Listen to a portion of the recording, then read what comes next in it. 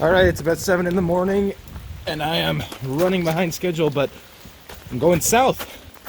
Headed to Connecticut to try to buy a Chevy Squarebody because I've always wanted a square body, and I actually want this to be my daily driver, but my budget is less than $5,000, so it's really hard to get a good one for less than $5,000. So I think I found a rust-free one, and I wanted it to be manual because it's going to be my daily driver, and it had to be four-wheel drive, so it's really hard to find one.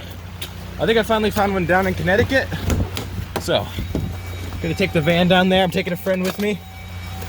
We're gonna see if we can make a deal. It's listed for $4,800. I don't think it's worth $4,800, but it's the only Chevy Squarebody long bed four-wheel drive manual that I can find. So let's see what we can do.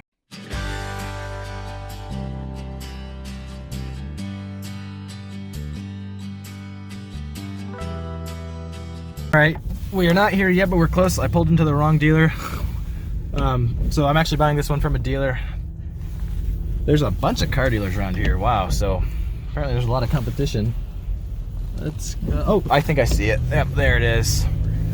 Yep, he's busy. See, he's selling two K10s. Mine is gonna be the black one, but I want to paint it red. Okay. Clinton Gore on the front. That's funny. You don't expect that, do you? No. Anyway, here we are. All right, here it is on the lot.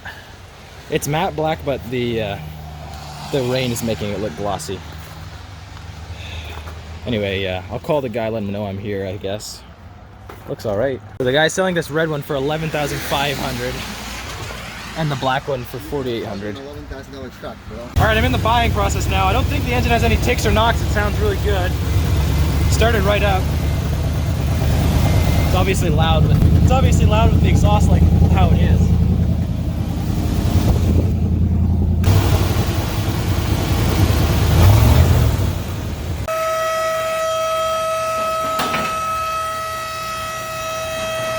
Let's take a peek underneath it. Looks pretty good. All right, we ended up buying it. Really pleasant experience. I got it for $3,200. Like I said, he had it listed for $4,800, so he came down quite a bit for me. I'm very thankful for that. Anyway, it's time to make the 2.5-hour drive home. All right, we're in the truck now. You can see it's a 4-speed. The guy put a really nice Bluetooth stereo in and really nice aftermarket speakers, so it sounds really good. We're gonna stop at a gas station first, but I probably won't record too much on the way home. All right, well, we got this thing on the interstate, and it's extremely loud, but it drives amazingly well. The speedometer is about 4 miles an hour fast. I can tell because my GPS tells me how fast I'm going. So I'm actually doing 69 or 70 right now, and no steering wheel shake, no suspension shake. The only thing is, it's just pretty damn loud in here, as you guys can hear. Radio's working well. Really, I was going 72 earlier, and it feels totally stable, which is amazing for a 33-year-old truck. If I did that math right, I'm not sure I did the math right.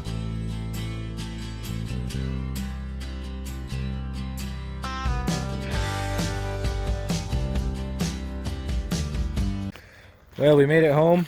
As you can see, the snow's all melted here. But both trips there and back were very smooth sailing, no traffic either way. Here's a truck. You can see that when it's dry, it's much flatter black. It's not actually that darker black that you see there. And I, of course, plan on painting it red.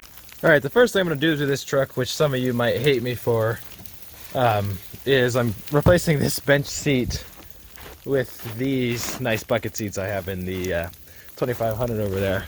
You might not like that decision because the bench seats are cool, but after 3 hours of sitting in this, I could tell you that it's not super comfortable, and it really hurt me. All right, this seat's out, and this seat's out. It left me a lot of treasures underneath here that I have to clean out now.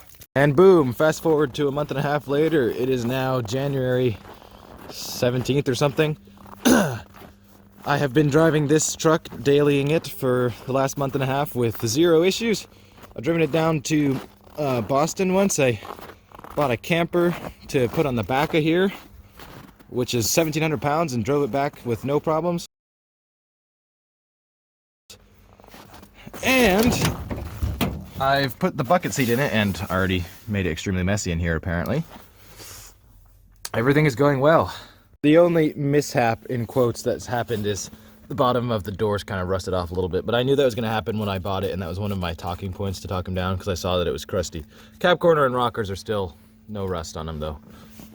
So let me give you a quick walk around of this 1987 Chevy K10. It is four-wheel drive, has the long bed, which is less desirable than the short bed, but I like the long beds better. It's got 35-inch tires on it, and they have a lot of tread, as you can see there. It's got this brush guard on the front. Was never used to plow with. This brush guard just sticks into the bumper.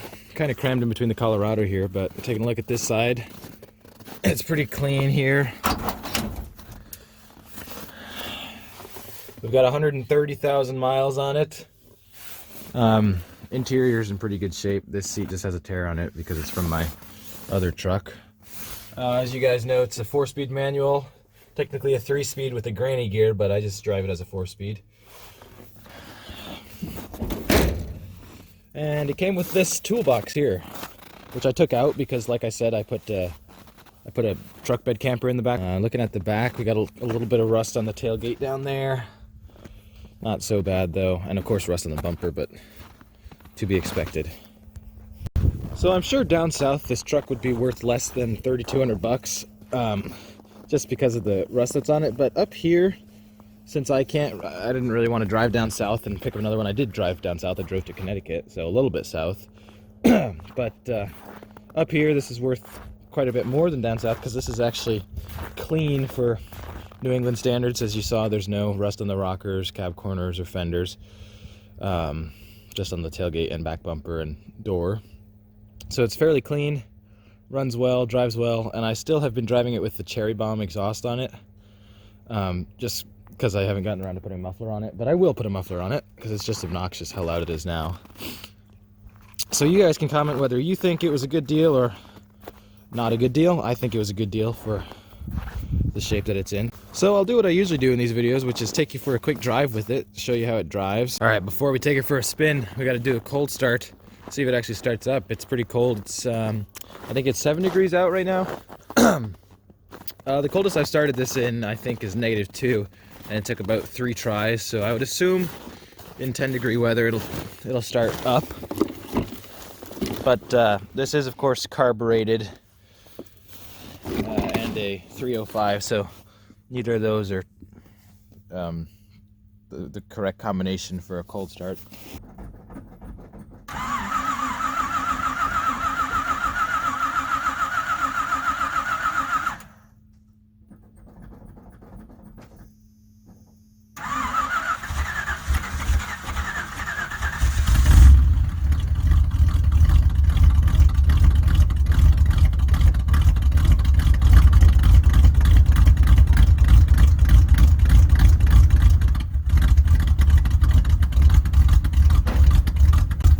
There she goes. After a couple of minutes, the idle smooths up. I think I need to replace the plugs and wires or something, or maybe the choke just doesn't work quite right, but she'll smooth up in a minute.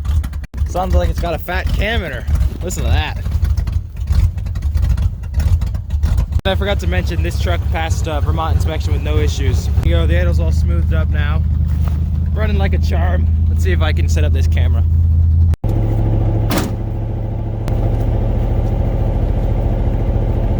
White dainty gloves here.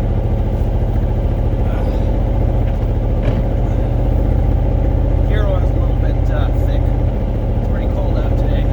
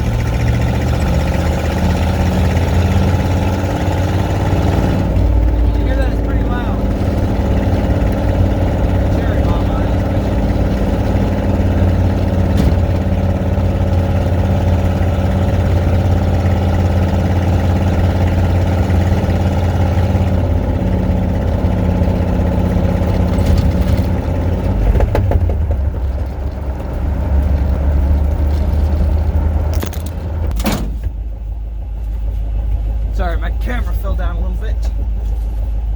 Let's keep going.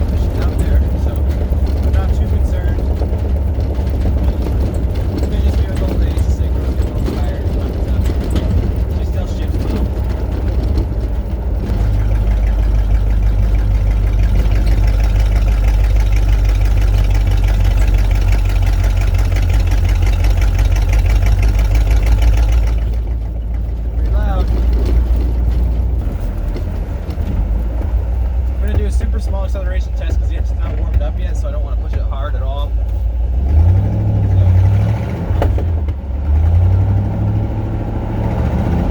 That didn't work, it just got stuck. Now I gotta put it in four-wheel drive. At least now I can prove to you four-wheel drive works.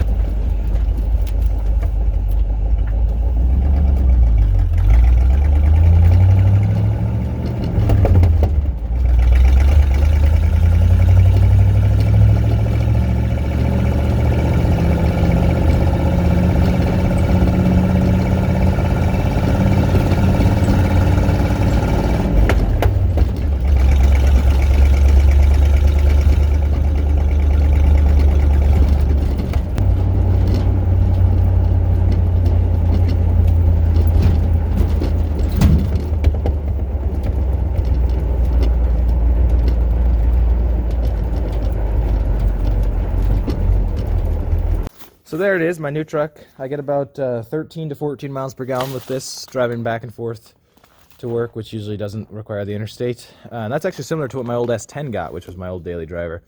So yes, this is not the most practical daily driver, but it's pretty cool. And if I need to get better gas mileage, I just drive the Chevy Colorado. Anyway, thanks for watching this video, guys, and I will see you next week.